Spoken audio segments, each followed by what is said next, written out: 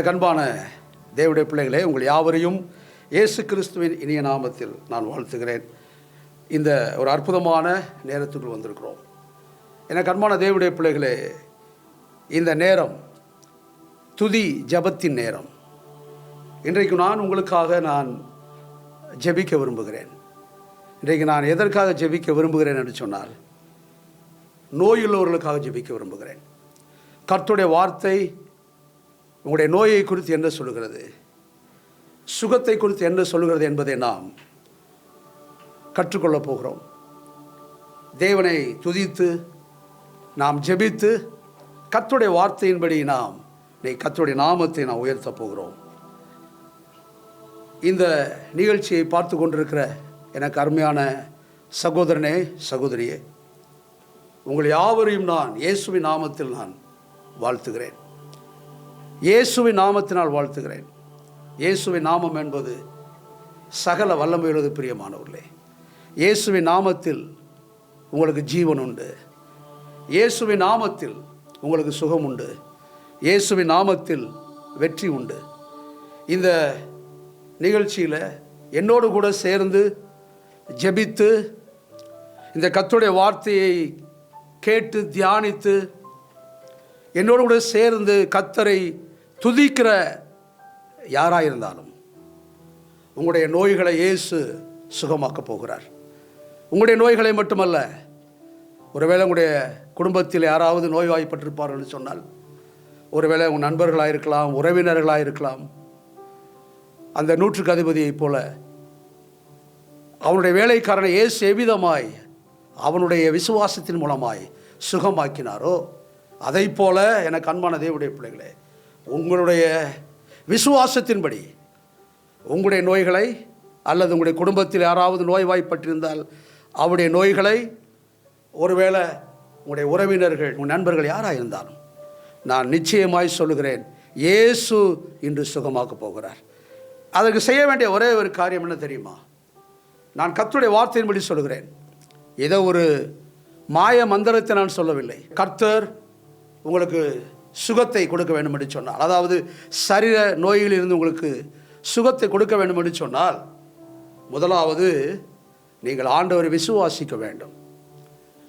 என்னோடு சேர்ந்து இந்த கர்த்தருடைய வார்த்தை என்ன செய்யணும்? கேட்கணும். தேவனுடைய வார்த்தை என்ன சொல்வது தெரியுமா பிரியமானவர்களே? விசுவாசம் என்பது தேவனுடைய வார்த்தையிலிருந்து உண்டாகிறது. அதாவது faith comes up by hearing of the word of God. விசுவாசம் கேள்வியினால் வரும், கேள்வி தேவனுடைய வார்த்தையிலிருந்து வருகிறது. நீங்கள் கர்த்தருடைய வார்த்தை இன்றைக்கு நான் சொல்லுவதை நீங்கள் கேட்கும்போது உங்களுக்கு விசுவாசம் உண்டாகும்.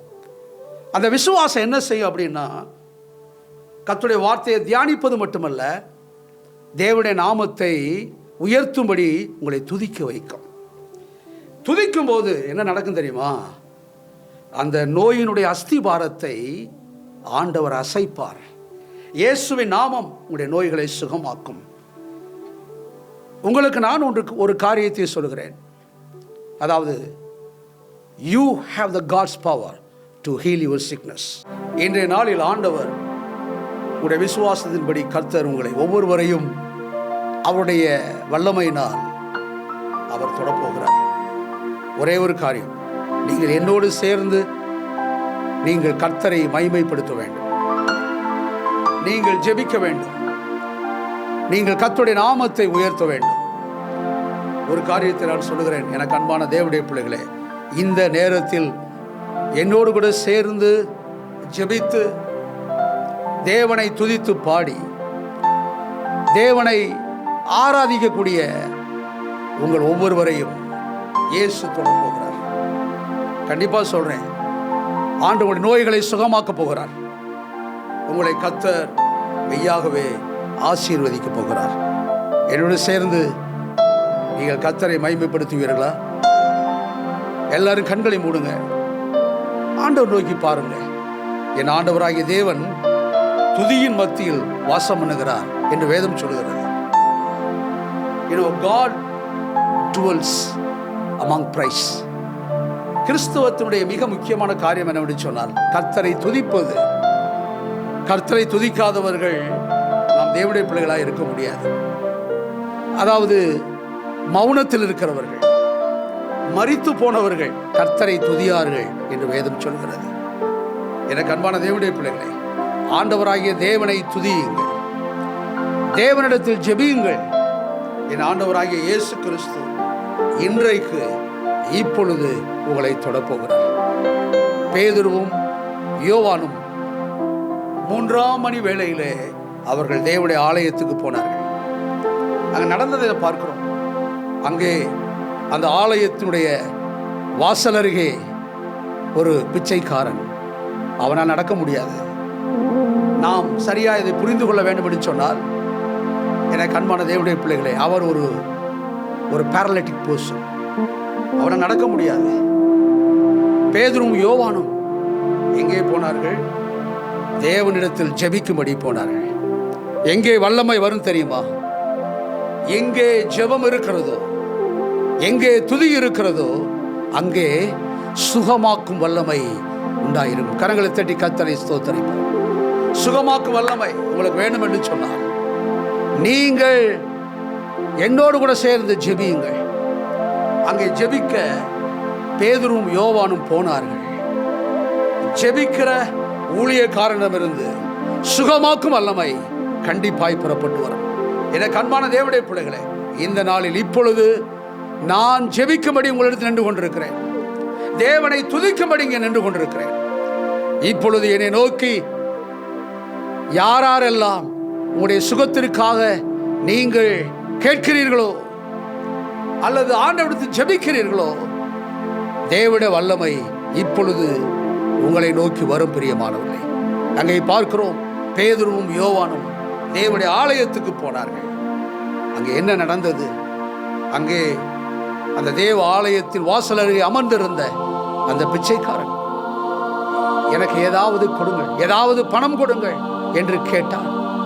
அப்பொழுது பேதுரு சொல்றாரு, எங்களிடத்தில் வெள்ளியும் இல்லை பொன்னும் இல்லை, ஆனால் ஒன்று இருக்கிறது, தேவனுடைய நாமம் இருக்கிறது.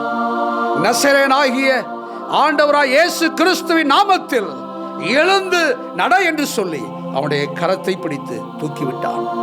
அப்பொழுது அவன் எழுந்தான், குதித்தான்.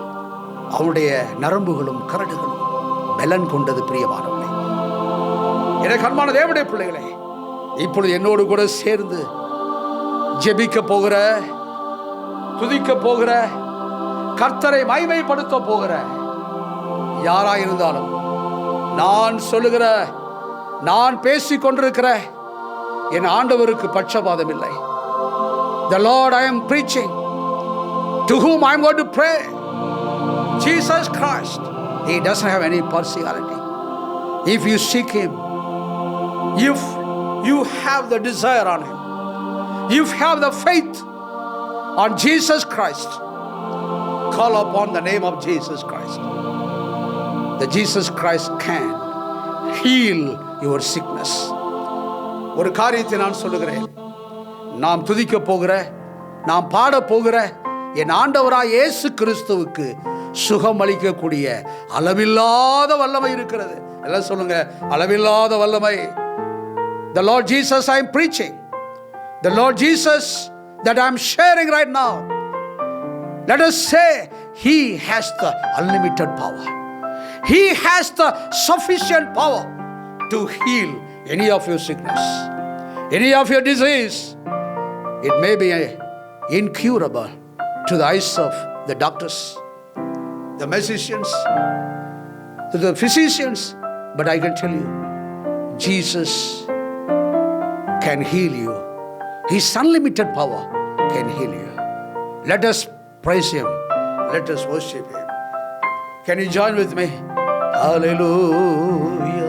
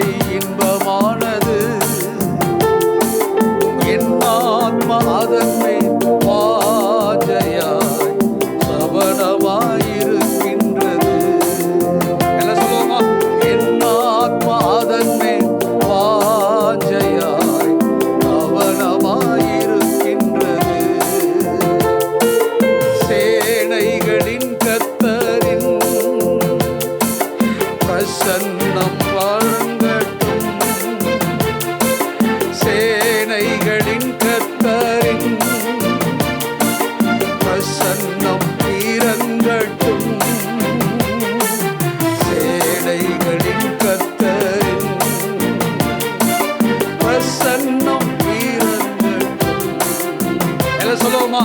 சேனைகளின் கர்த்தரின் பிரசன்னம் இறங்கட்டும். சேனைகளின் கர்த்தரின் பிரசன்னம் இறங்கட்டும்.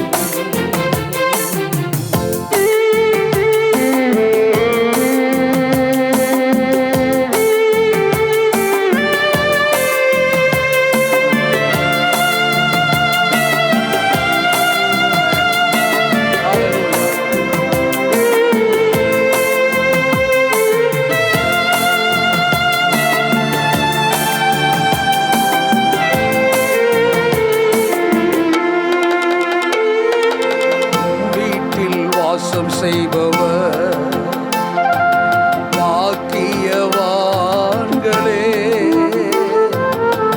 வீட்டில் வாசம் செய்பவர் பாக்கியவான்களே. எப்போதும் உம் நாமத்தை துதித்துக் கொண்டிருப்பார்கள். எப்போதும் நாமத்தை துதித்துக் கொண்டிருப்பார்கள். சேனைகளின் கர்த்தரின் பிரசன்னம் இறங்கட்டும். சேனைகளின் கர்த்தரின் பிரசன்னம் இறங்கட்டும்.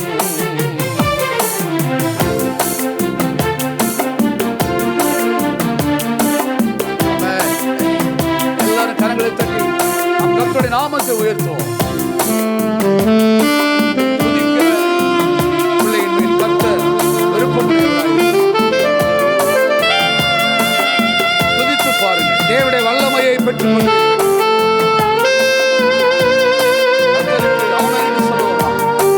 என் ஆண்டவர் துதிக்கப்படத்தக்கவர். தேவனுடைய வல்லமை உங்களை நிறைப்பதாக. ஆமென்.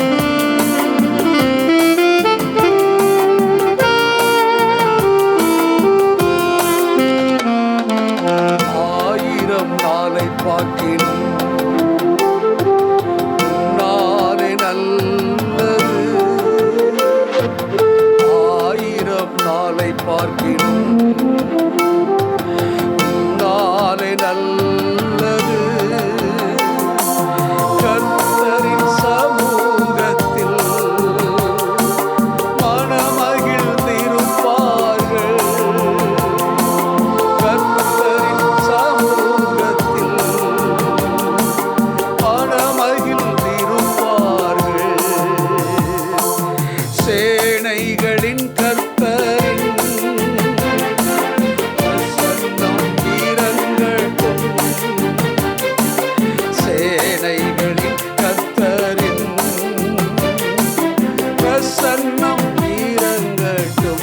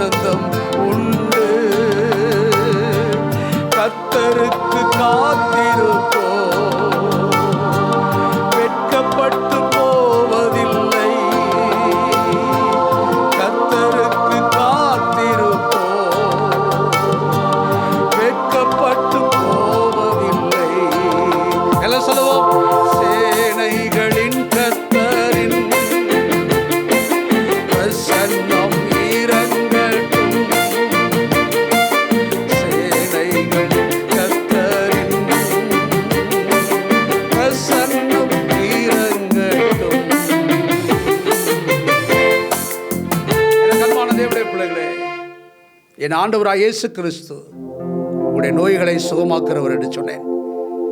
இன்றைய இந்த ஜெபத்தினுடைய நோக்கம் என்ன தெரியுமா? பலவீனம் உள்ளவர்கள், நோயினால் பாதிக்கப்பட்டவர்கள், எனக்கு எப்பொழுது சுகம் உண்டாகும் என்ற ஏக்கத்தோடு நோயினுடைய படுக்கையில் படுத்திருக்கக்கூடிய யாராயிருந்தாலும் இன்றைய நாளில் இயேசு உங்களை சுகமாக்க போகிறார். நீங்கள் சுகமடைவதற்கு பணம் தேவையில்லை, எந்த விதமான காரியம் தேவையில்லை. ஒரே ஒரு காரியம், என்னோடு சேர்ந்து கர்த்தரை துதியுங்கள், என்னோடு சேர்ந்து கர்த்தருடைய நாமத்தை மகிமைப்படுத்துங்கள். என் ஆண்டவராய் இயேசு உங்களுடைய விசுவாசத்தை அறிந்து உங்களுடைய நோய்களை இயேசு சுகமாக்க போதுமானவராயிருக்கிறார். யாத்ராகம புஸ்தகம் 15ஆம் அதிகாரம் 26வது வசனத்தை நீங்கள் வாசிப்பீர் என்று சொன்னால், நீ உன் தேவனாகிய கர்த்தரின் சத்தத்தை கவனமாய் கேட்டு. சொல்லுங்க, என்ன செய்யணும்னா தேவனுடைய சத்தத்தை கவனமாய் கேட்க வேண்டும். If you need the healing of God to your body, the Bible says, the book of Exodus chapter 15 verse 26 says, if you listen carefully to the Lord your God and do what is right in his eyes. தேவனுடைய வார்த்தை என்ன சொல்லுது அப்படின்னா, ஆண்டவராகிய தேவன் என்ன சொல்லுகிறார் என்பதை நீங்கள் காது கொடுத்து கேட்க வேண்டும். The first thing for the healing of God in your body, you need to listen what the Lord says to you. இன்றைக்கு அநேகர் பலவீனமாக இருப்பதற்கு என்ன காரணம் தெரியுமா? இன்றைக்கு அநேகருடைய வாழ்க்கையில் சுகம் கிடைக்காமல் இருப்பதற்கு என்ன காரணம் தெரியுமா? அவர்கள் மருத்துவர் சொல்வதை கேட்கிறார்கள், மற்றவர்கள் சொல்வதை கேட்கிறார்கள், ஆனால் ஒரு நாளும் ஆண்டவர் சொல்வதை கேட்பதில்லை. இப்பொழுது என்னோடு கூட சேர்ந்து கர்த்தரை துதித்துக் கொண்டிருக்கிற எனக்கு அன்பான தேவனுடைய பிள்ளையே, ஆண்டவர் சொல்லுவதை கேட்பதற்கு உடைய செவியை திறக்க வேண்டும்.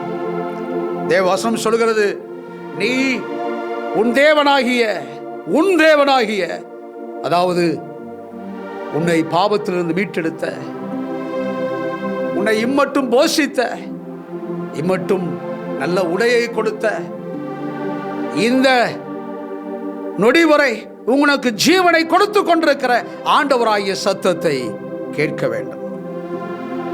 அவருடைய பார்வைக்கு செம்மையானதை செய்ய வேண்டும். இந்த இரண்டாவது காரியம் என்ன தெரியுமா? நாம் அவருடைய வார்த்தையை ஏன் கேட்கிறோம்?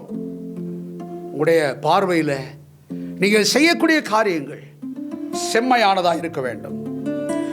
Do the right to your eyes. It's not only hearing the word of God, but do the right. நல்லவைகளை செய்ய வேண்டும். உங்களுடைய கண்ணுக்கு நீங்க செய்யக்கூடிய காரியம் நல்லதாய் தோன்றுகிறதா? எங்கெங்கெல்லாம் நீங்க தீமை செஞ்சீங்களோ, யாருக்கு விரோதமான காரியங்களை செய்தீர்களோ, இப்பொழுதே நீங்க ஆண்டவர்கிட்ட மன்னிப்பு கேளுங்க. ஆண்டவரே, என்னை மன்னிங்க ஆண்டவரே, நான் சரியானதை செய்ய விரும்புகிறேன். நான் ஒரு கேள்வியை நான் கேட்கிறேன், எத்தனை பேர் தேவனுடைய ஆலயத்துக்கு வர்றீங்க? சரியானதை செய்கிறீங்களா? எத்தனை பேர் கர்த்தருக்கு உண்மையாய் நீங்கள் கொடுக்கிறவளா இருக்கிறீர்கள்? நீங்க நன்மையானதை செய்கிறீங்களா? தாவீது சொல்றாரு, ஆண்டவருடைய அதாவது தேவனுடைய ஆலயத்தின் பிரகாரத்தில் இருப்பதை நான் வாஞ்சிக்கிறேன். அவ்வளோ பெரிய ராஜா அவர் என்ன சொல்றாரு தெரியுமா? எனக்கு ஒரே ஒரு ஆசை, ஒரே ஒரு வாஞ்சு இருக்கு. அது என்ன தெரியுமா? தேவனுடைய ஆலயத்தின் பிரகாரத்தில் நான் இருக்க விரும்புகிறேன். அது தேவனுடைய பார்வையில் சரியா இருக்கிறது. பிரியமானவர்களே, இன்றைக்கு அநேகர் தேவனுடைய ஆலயத்துக்கு வர்றதில்லை. நாம் தாமதமாய் போகிறோம். ஒரு திருமணத்துக்கு கொடுக்கக்கூடிய முக்கியத்துவத்தை கூட நாம் தேவனுடைய ஆலயத்துக்கு நாம் கொடுப்பதில்லை. என் ஆண்டவராகிய தேவன் உங்கள் ஒவ்வொருவரையும் சுகமாக்க விரும்புகிறார். உங்களுடைய பார்வைக்கு நீங்கள் தேவனுக்கு பிரியமான நலமானதை செய்ய வேண்டும். நலமானதை செய்யுங்கள். இயேசு கிறிஸ்து இந்த உலகத்தில் இருந்த பொழுது அங்கே ஒரு 7 விதவை இருந்தார். எல்லாரும் காணிக்க போட்டாங்க. ஆனால் அந்த 7 விதவை 2 காசை போட்டார். அது ஆண்டவருடைய பார்வைக்கு நலமானதை செய்தால் தனக்கு உண்டான எல்லாவற்றையும் போட்டால் என்று சொல்கிறார். நீங்கள் உங்களுடைய வாழ்க்கையில் ஆண்டவருக்கு நீ உண்மையாக கொடுக்கிறவர்களாக இருக்கிறீர்களா? இன்றைய நாளில் இயேசு உங்களுடைய நோய்களை சுகமாக்கப் போகிறார். பாருங்க, தேவனுடைய வார்த்தை சொல்கிறது, அவர் கட்டளைகளுக்கு நாம் செவி கொடுக்க வேண்டும். அவருடைய நியமங்கள் யாவையும் கை கொண்டால் நான் எகிப்தியருக்கு வரப்பண்ணின வியாதிகளில் ஒன்றையும் உனக்கு வரப்பண்ணேன். அங்க ஆண்டவர் என்ன சொல்றாரு பாருங்க, நானே பரிகாரியாகிய கர்த்தர், நானே சுகமாக்கக்கூடிய தேவனாயிருக்கிறேன். எகிப்தியருக்கு வரப்பண்ணின எந்த ஒரு வாதை உன்னுடைய வாழ்வில் வருவதில்லை.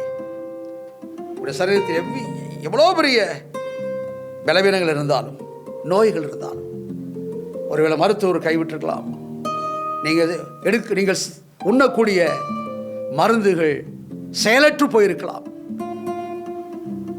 Whatever the medicine you are taking, it may not have any power. Even a physician may have forsaken you, but you may feel that you do not have any hope. You may have the fear of death. உடைய வாழ்க்கையில் மரண பயம் இருக்கலாம். எனக்கு அன்பான தேவனுடைய பிள்ளைகளே, நான் பேசிக் கொண்டிருக்கக்கூடிய இந்த கர்த்தருடைய வார்த்தை சத்தியம் உள்ளது. யாத்ராம புஸ்தகம் 15:26 உங்களுடைய சிந்தையில் வைத்துக் கொள்ளுங்கள். ஆண்டவருடைய வார்த்தைக்கு செவி கொடுங்கள். உங்களுடைய பார்வைக்கு நலமானதை செய்யுங்கள். எனக்கு அன்பான தேவனுடைய பிள்ளைகளே, என் இயேசு கிறிஸ்து உனக்கு ஜீவனை கொடுக்க விரும்புகிறார். அந்த ஜீவன் உன்னுடைய வாழ்க்கையில் பரிபூர்ணப்பட அவர் விரும்புகிறார். ஆண்டவராய் இயேசு கிறிஸ்து என்ன சொல்றார் தெரியுமா? நானே வழியும், நானே சத்தியமும், நானே ஜீவனுமாய் இருக்கிறேன். ஆமென், ஹல்லேலூயா. அவர் தாங்க ஜீவன், அவர் தாங்க சத்தியம், அவர் தாங்க வழி. எத்தனை பேர் ஆண்டவர்கிட்ட சொல்ல முடியும், ஆண்டவரே நீர் என் ஜீவன், நீர் என் வழி, நீர் என் சத்தியமாய் இருக்கிறீர். இயேசு இல்லாட்டி இந்த உலகத்தில் வாழ்க்கை இல்லை. என் ஆண்டவராய் இயேசு கிறிஸ்து உடைய நோய்களை சுகமாக்க போதுமானவராக இருக்கிறார். இப்படி யாராக இருந்தாலும் கண்களை மூடுங்கள்.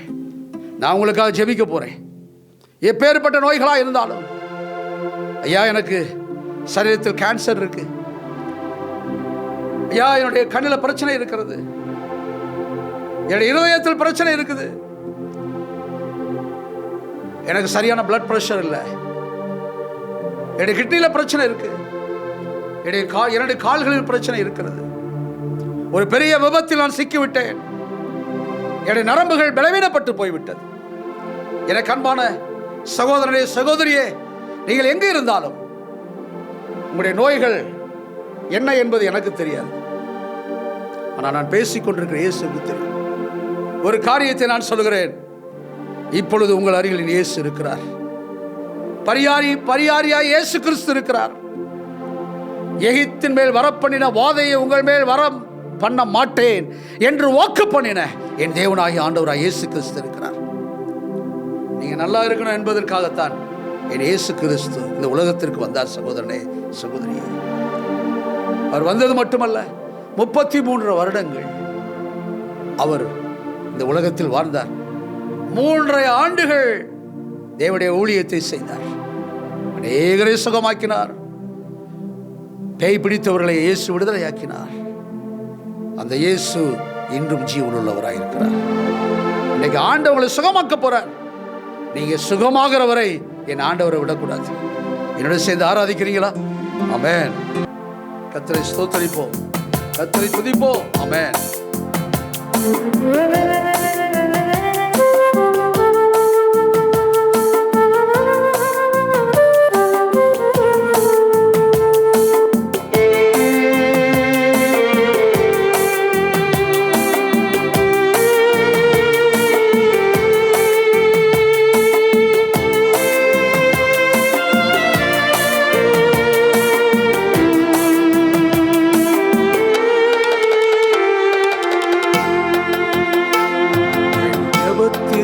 பதிலளிக்கும் தேவா, என் சத்தத்தை உயர்த்தி கெஞ்சினே,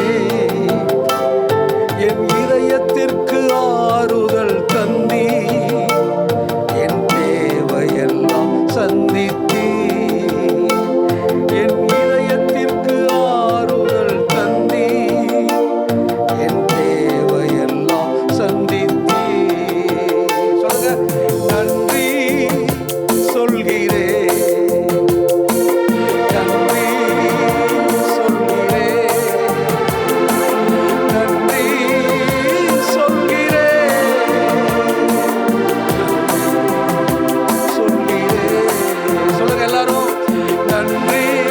சொல்லுவோமா?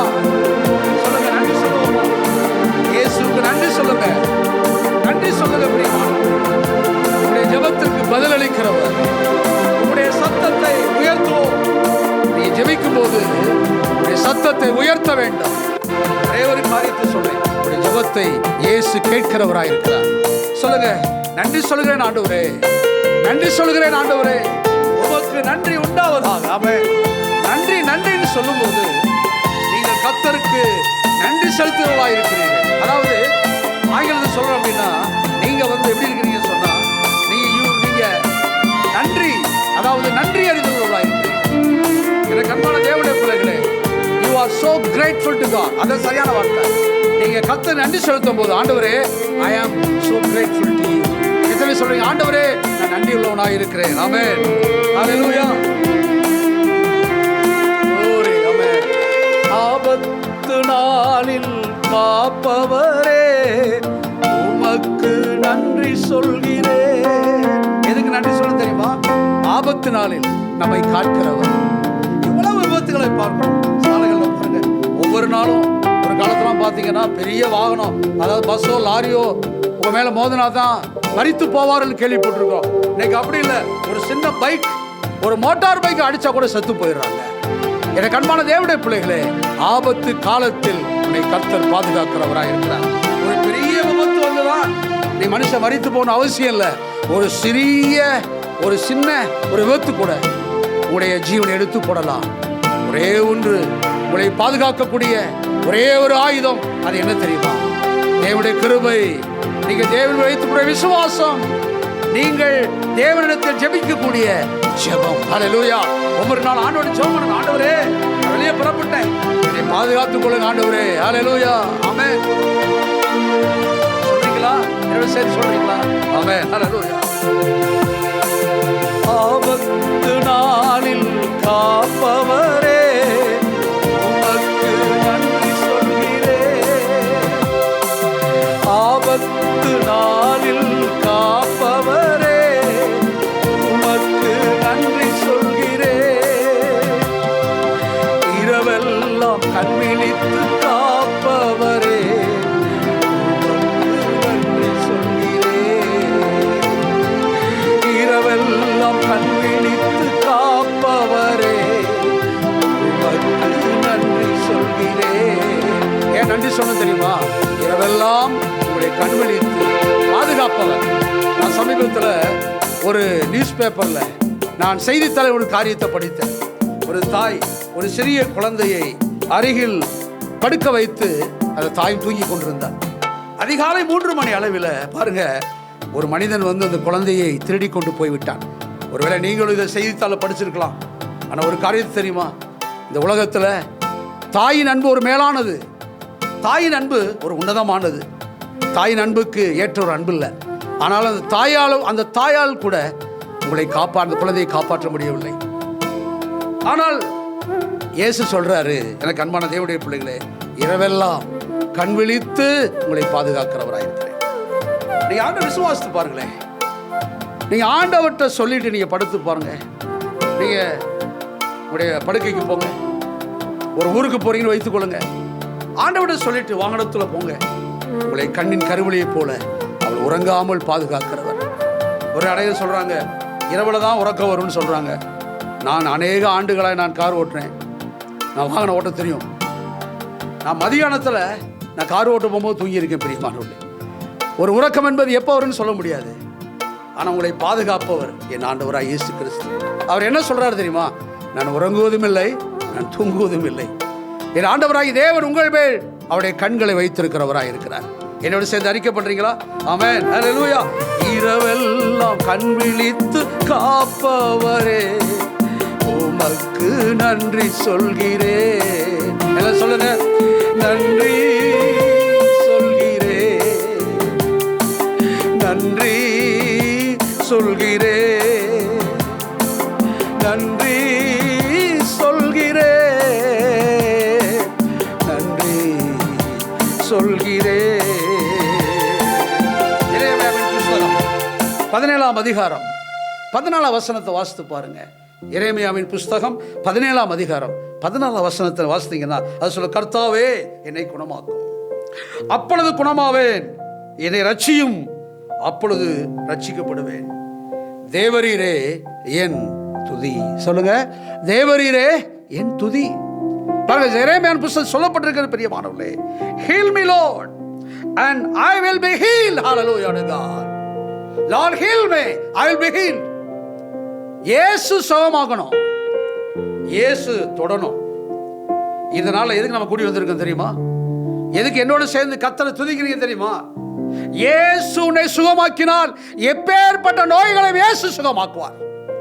இயேசு உங்களை தொடுவதற்கு அவர் விருப்பமுடையவராக இருக்கிறார்.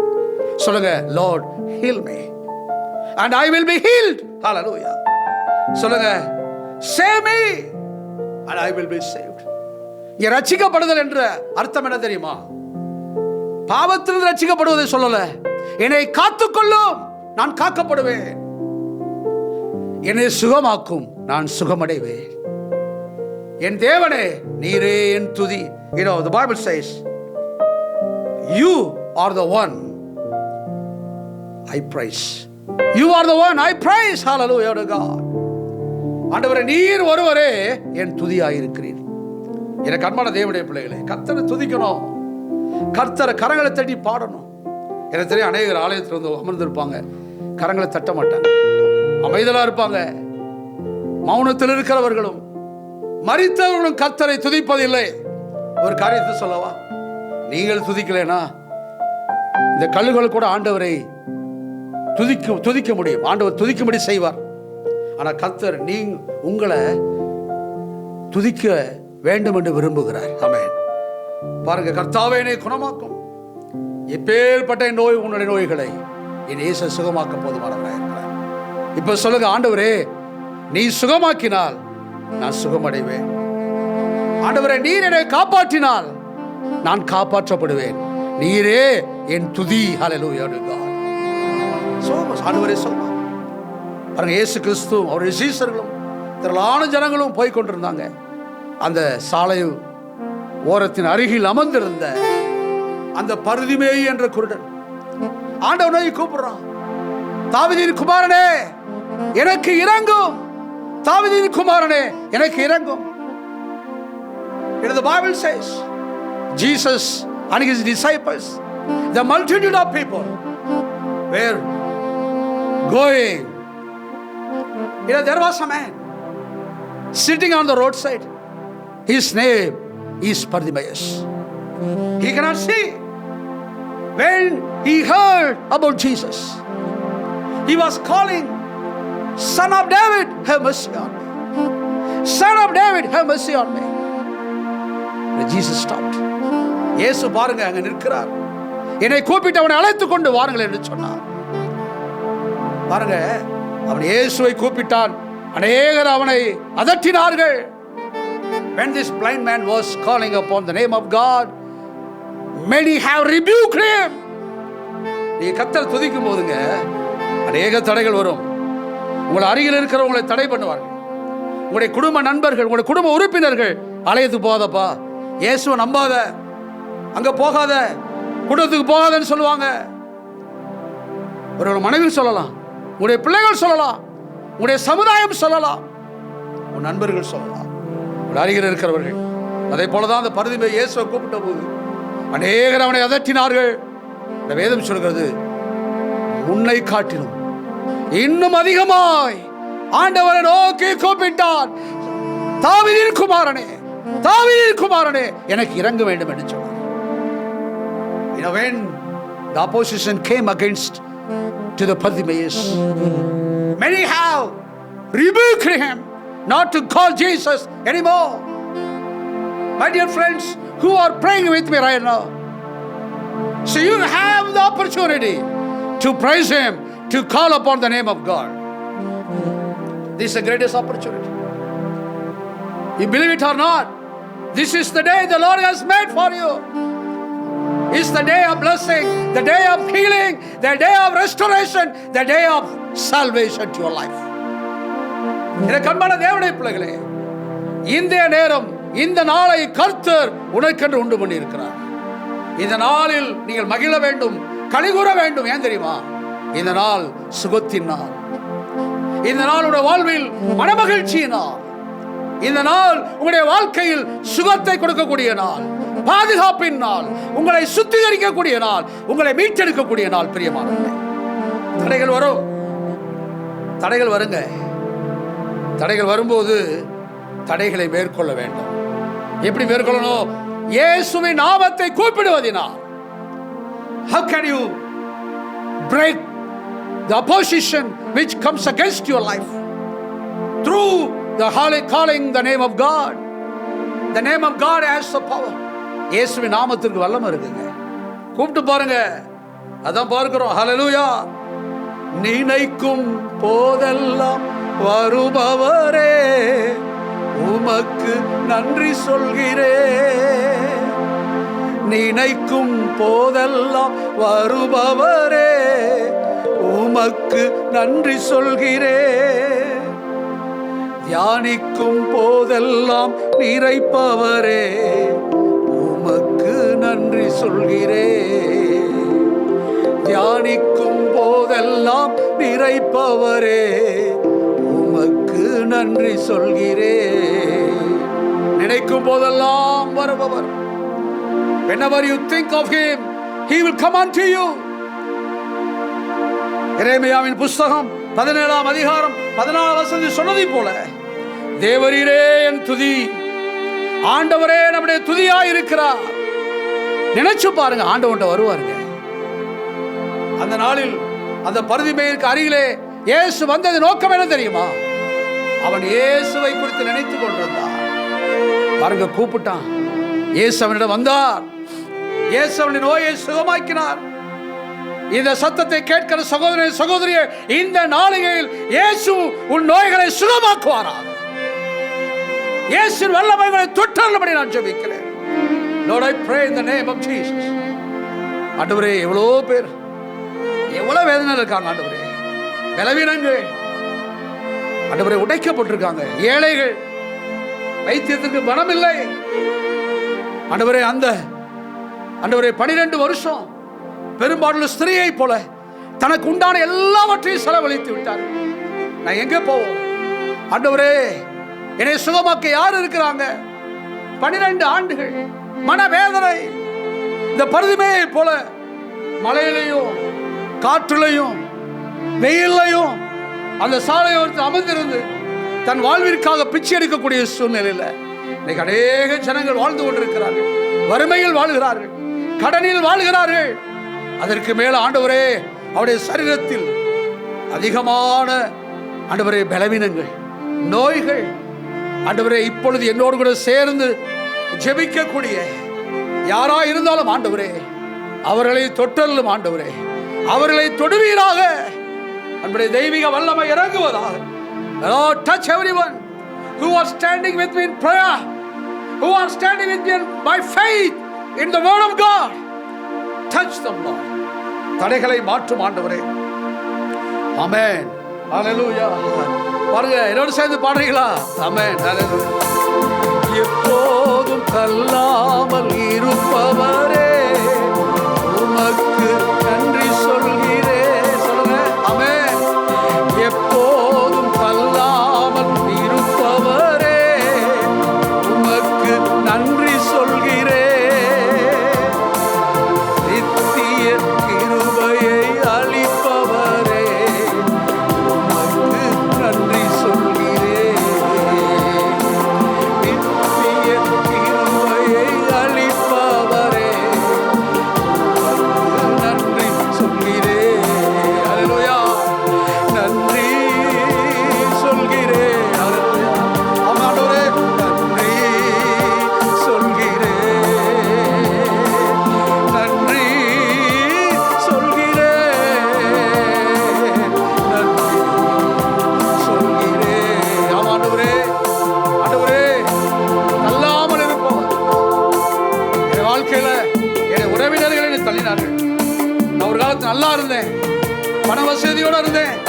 அப்பொழுதெல்லாம் என்னை வரவழைத்தவர்கள், என்னை ஏற்றுக்கொண்டவர்கள் இப்படி என்னை ஒதுக்குறாங்க. என்னுடைய சரீரத்தில் மட்டும் வேதனை இல்லை, என்னுடைய இருதயத்தில், என்னுடைய மனதில் வேதனை. என்னுடைய நண்பர்களை மதிக்கிறது இல்லை, என் உறவினர்கள் ஏன் இங்கே வருகிறார்கள் நினைக்கிறார்கள். அப்பா, உடைய வார்த்தையின்படி நீர் என்னை ஒரு நாளும் தள்ளுகிறதல்ல ஆண்டவரே. ஆண்டவரே, இந்த ரெவரண்ட் தாமஸ் மகர் டிவியில் சொல்றாரு, அவரை நம்புகிற மக்களை தள்ளுறேன்னு சொல்றாரு. அதை நான் கேட்டேன் ஆண்டவரே, அதை நம்புகிறேன். நீர் ஒரு நாளிலே தள்ளுகிறவர் அல்ல, நீ பணத்தை வைத்து மதிக்கிறவர் அல்ல ஆண்டவரே, உருவத்தை வைத்து மதிக்கிறவர் அல்ல, நிறத்தை வைத்து நீ நேசிக்கிறவர் அல்ல ஆண்டவரே. என்னை நேசித்ததினால் இந்த உலகத்திற்கு வந்தீரே, உங்கள் ரத்தத்தை சிந்தினீரே, பாடுகளை பட்டீரே, எனக்காக வருத்தீர் ஆண்டவரே. அவர் பாடினார், சகோதரர் தாமஸ் மகர் பாடுறார் ஆண்டவரே. ஆண்டவரே, என்னை ஒரு நாளும் தள்ளாதவர் ஆண்டவரே, அதை விசுவாசிக்கிறேன் ஆண்டவரே. அந்த பாடலை போடு, நான் பாடுறேன் ஆண்டவரே. ஆண்டவரே, கேளுங்க. ஆமென் ஆண்டவரே. பாடுறீங்களா? என்ன சேர்ந்து பாடுங்க. ஆமென், எல்லாம் சேர்ந்து பாடுங்க. எல்லாரும் எங்க இருந்தாலும் சரி என்னோட சேர்ந்து பாடுங்க. சகோதரியை பாடுங்க. ஆமென், ஹல்லேலூயா. எப்போதும் தள்ளாமல் இருப்பவரே, உமக்கு நன்றி சொல்கிறேன். தள்ளல, தள்ள மாட்டார். நீங்க நன்றின்னு சொல்லுங்க. ஆமென், ஹல்லேலூயா. எப்போதும் தள்ளாமல் இருப்பவரே, உமக்கு நன்றி சொல்கிறேன். நித்திய கிருபையை அளிப்பவரே,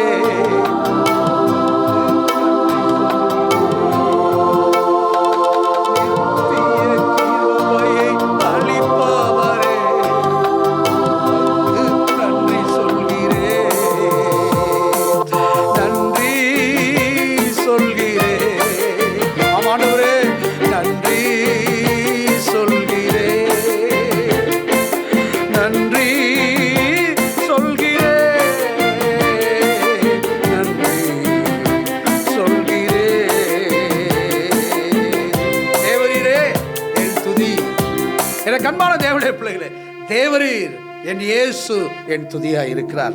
பாருங்க, எரேமியாவின் புஸ்தகத்தில் 30ஆம் அதிகாரம் 17ஆம் வசனத்தை வாசித்து பாருங்க. எரேமியாவின் புஸ்தகம் 30ஆம் அதிகாரம் 17ஆம் வசனம் என்ன சொல்லுது பாருங்க. உன்னை விசாரிப்பாரற்ற சீயோன் என்று சொல்லி உனக்கு தள்ளுண்டவள் என்று பெயரிட்டபடியால் நான் உனக்கு ஆரோக்கிய வரப்பண்ணி உன் காயங்களை ஆற்றுவேன் என்று கர்த்தர் சொல்லுகிறார். ஆமென் சொல்லுங்க. கரங்களை தட்டுவோம். ஆமென். கரங்களை தட்டி கர்த்தரை மகிமைப்படுத்துங்க. இந்த கர்த்தருடைய வார்த்தை என்ன சொல்லுது தெரியுமா? நீங்கள் விசாரிப்பட்டவர்களாக இருந்தீர்கள், தள்ளப்பட்டவர்களாக இருந்தீர்கள். அப்படி இருக்கக்கூடிய சூழ்நிலையில் இயேசு அவர்களை பார்க்கிறார். இயேசு பாருங்களேன், நீங்க பிராக்டிகலா பாருங்க. ஒதுக்கப்பட்டிருக்கக்கூடியவங்களை, கைவிடப்பட்டவங்களை யார் பார்ப்பா? ஒருவேளை நீங்கள் ஒரே மாதிரி ஒரு கோட்டுக்கிட்டு போட்டு போயிருந்தீங்கன்னா உங்களை அநேகர் பார்ப்பாங்க. ஒரு நல்ல விலையுறத காரில் போய் இறங்குனீங்கன்னா உங்களை பார்ப்பாங்க. ஒருவேளை நிறைய பணம் இருந்துச்சு, ஆசை இருந்தால் உங்களை பார்ப்பார்கள். ஒரு நாளில் ஆண்டவரை நம்பின ஜனங்கள் ஒதுக்கப்பட்டார்கள். வேதம் சொல்லுது பாருங்க, விசாரிப்பாரற்ற சீயோன். நாம் சீயோன் குமாரராக இருக்கிறோம், சீயோன் குமாரத்திகளாக இருக்கிறோம், கர்த்தரால் தெரிந்து கொள்ளப்பட்டவர்களாக இருக்கிறோம். பலவீனர்கள், நாம் கைவிடப்பட்டவர்கள். பாருங்க, அப்ப யாருமே கண்டுகொள்ளல. ஆண்டவர் சொல்றாரு, எரேமியாவின் மூலமா பேசுறாருங்க. எரேமியா தீர்க்கதரிசியின் மூலமாக இஸ்ரவேல் ஜனங்களை பார்த்து, அவரை நம்பி வந்த மக்களை பார்த்து ஆண்டவர் என்ன சொல்றாரு பாருங்க. உன்னை விசாரிப்பாரற்ற சீயோன் என்று சொல்லி உனக்கு தள்ளுண்டவள் என்று பெயரிட்டபடியால் ஆண்டவர் சொல்றாரு, நான் உனக்கு ஆரோக்கியம் வரப்பண்ணி உன் காயங்களை ஆற்றுவேன் என்று கர்த்தர் சொல்கிறார். எத்தனை பேர் உற்சாகம் இருக்கிறீங்க? என்னை கண்பான தேவனுடைய பிள்ளையே, அநேகர் நினைக்கிறாங்க வயோதிபர்கள் தான் பலவீனமா இருக்காங்கன்னு நினைக்கிறாங்க. இல்லை, எனக்கு தெரியுங்க, ஒரு 6 வயது சிறுமிக்கு சுகர் இருக்குங்க. ஒவ்வொரு நாளும் அந்த தகப்பன் அந்த குழந்தையை தூக்கிட்டே போறார், தினமும் போறார், வாரம் போகிறார். இப்படிப்பட்ட சூழ்நிலை இருக்கக்கூடிய யாராவது இப்படியான நிகழ்ச்சியை பார்த்து கொண்டிருப்பீர்கள் சொன்னால், என் இயேசு உடைய பிள்ளைகளை இயேசு சுகமாக்க போறார். நான் ஏதோ உங்களை உற்சாகப்படுத்த முடியும் சொல்லலைங்க. இந்த நேரத்தில் இதயத்தில் உள்ள விசுவாசத்தின்படி சொல்லுகிறேன். உங்களுடைய வேதனைகளை என்னால் ஓரளவுக்கு புரிந்து கொள்ள முடிகிறது.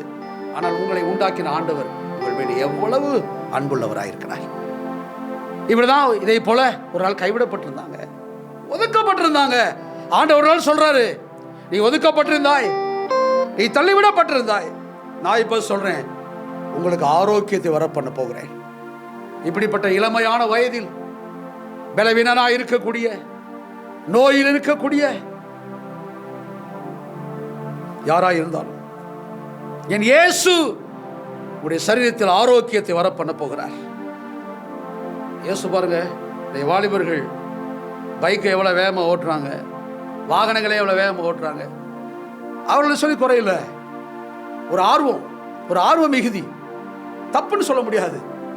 இளமையான வயதில் அதிவேகமாக வாகனத்தை ஓட்டணும்னு ஒரு விருப்பம் இருக்கும், வாகனத்தை ஓட்டணும் விருப்பம் இருக்கும். ஒரு எதிர்மறையாக சில இடத்துக்கு போகிறாங்க, ஒரு வாட்டர் ஃபால்ஸை குதிக்கிறாங்க, ஒரு பெரிய நீர்நிலைகளுக்கு போகிறாங்க, ஆறுகளை பார்க்குறாங்க, அவங்களுக்கு மகிழ்ச்சி, அதில் குதிக்கணும், அதில் நீந்தணும். ஒரு தவறு, அப்படி காயம் உண்டாகிறது. ஆண்டவர் சொல்றார், ஒருவேளை ஐயா நல்லா இருந்தாயா, நல்லா குதிப்பான், வாகனத்தை வேகமாக ஓட்டுவான், இன்னைக்கு அவனால் எழுந்திருக்க முடியல, அவனுடைய பேக் உடஞ்சி போச்சு, அவனுடைய பின்னாடி முதுகு தண்டு விட உடைந்து விட்டது. டாக்டர் சொல்றாரு, வாழ்நாள் மூலம் இப்படிதான் படுத்துக்குன்னு சொல்றாங்கய்யா. எனக்கு அன்பான சகோதரியே, எனக்கு அன்பான சகோதரனே, இப்பொழுது இயேசுவின் நாமத்தில் சொல்றேன், யாரா இருந்தா இப்பொழுது நீங்க போங்க, அந்த பாதிக்கப்பட்ட கையை வைங்க, இயேசு சுகமாக்க முடியும். அந்த தம்பியை போல, அந்த தங்கச்சியை போல கைவிடப்பட்டிருந்த அந்த சியோன் மக்களை, அவரை நம்பி வந்த மக்களை ஆண்டவர் சொல்றாரு, உங்களுக்கு ஆரோக்கியத்தை வர பண்ண போகிறேன். இயேசு சொல்றாரு, உடைய காயத்தை நான் என்ன செய்ய போகிறேன், நான் ஆற்ற போகிறேன். ஹல்லேலூயா ஜீசஸ். ஆண்டவரே உமக்கு நன்றி உண்டாவதாக.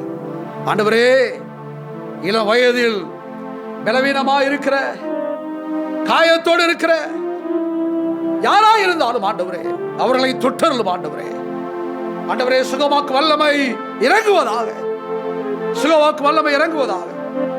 Touch everyone in the name of Jesus. தொட்டருளும் ஆண்டவரே. ஆமென். இயேசுவின் வாழ்வில் இப்பொழுது அதிசயம் செய்ய போகிறார். நான் சொல்றேன் சகோதரரே, ஐயா, அம்மா, தம்பி, தங்கச்சி, நான் சொல்றேன், இயேசு இப்பொழுது உன் வாழ்வில் அதிசயம் செய்ய போகிறார். என்னோட சேர்ந்து பாடுறீங்களா? இயேசு வாழ்க்கையில் அதிசயம் செய்ய போகிறார். ஆமென். ஹல்லேலூயா. எல்லாம் சேர்ந்து கரங்களை தட்டி உற்சாகமாய் கர்த்தரை துதிச்சு நாம் பாடணும். எல்லாத்தையும் மறந்துருங்க, உங்களுடைய பலவீனத்தை மறந்துருங்க, உங்களுடைய சூழ்நிலை மறந்துருங்க, கர்த்தரை துதிங்க. கண்டிப்பா இயேசு நீங்க சுகமாக்க போறார். ஆமென். ஹல்லேலூயா. என் வாழ்வில் அதிசயம் செய்பவரே, உமக்கு நன்றி சொல்கிறேன்.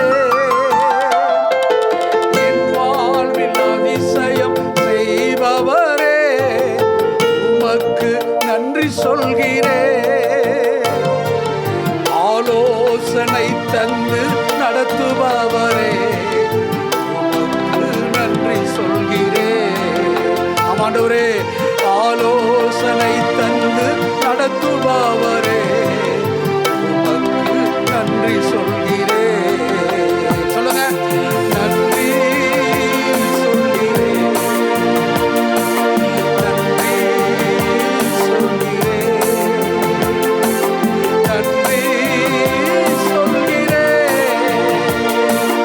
நன்றி சொல்கிறேன். ஜெபத்திற்கு பதிலளிக்கும் தேவா,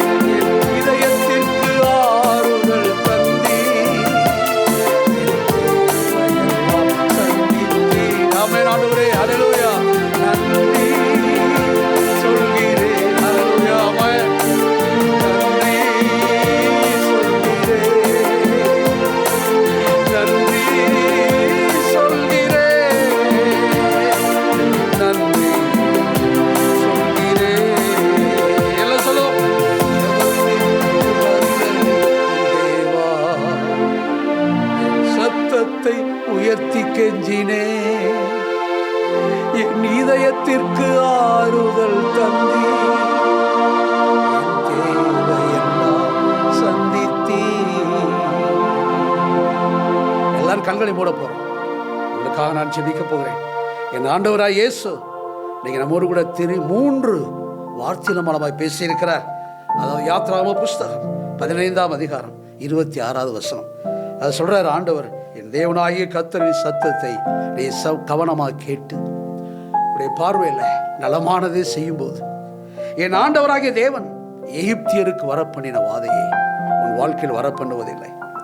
எரேமியாவின் புஸ்தகம் 17ஆம் அதிகாரம் 14ஆம் வசனத்தை வாசித்தோம்.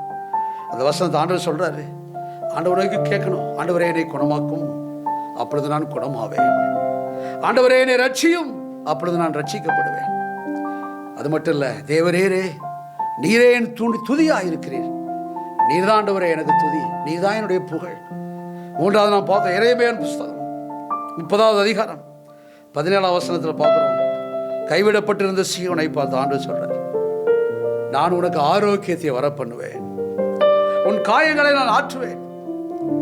இந்த 3 வாக்குத்தத்தங்களை கொடுத்த என் ஆண்டவராய் இயேசு இன்றைக்கு உங்கள் ஒவ்வொருவரையும் கத்தத் தொட போகிறார். விசுவாசிக்கிறீங்களா? இயேசு நோயை சுகமாக்க விசுவாசிக்கிறீங்களா? இயேசு உங்களுடைய வாழ்க்கையில் சுகத்தை கொடுக்கிறார். இந்த ஜெபத்தின் மூலமாக நீங்க ஒருவேளை சுகத்தை பெற்றிருந்தால் இந்த திரையில் காணக்கூடிய அந்த தொலைபேசி எனக்கு ஒரு செய்தி அனுப்புங்க. இயேசு நோயை சுகமாக்கினார், என் மகனை சுகமாக்கினார், என் மகளை சுகமாக்கினார், என்னுடைய உறவினர், ஒருவேளை என் குடும்பத்தார், என் ஜெபம் பண்ண இயேசு சுகமாக்கினார். உங்களுடைய சாட்சியை கேட்பதற்கு நாங்கள் விருப்பமுள்ளவர்களாக இருக்கிறோம். தொடர்ந்து ஜெபிக்க விரும்புகிறோம்.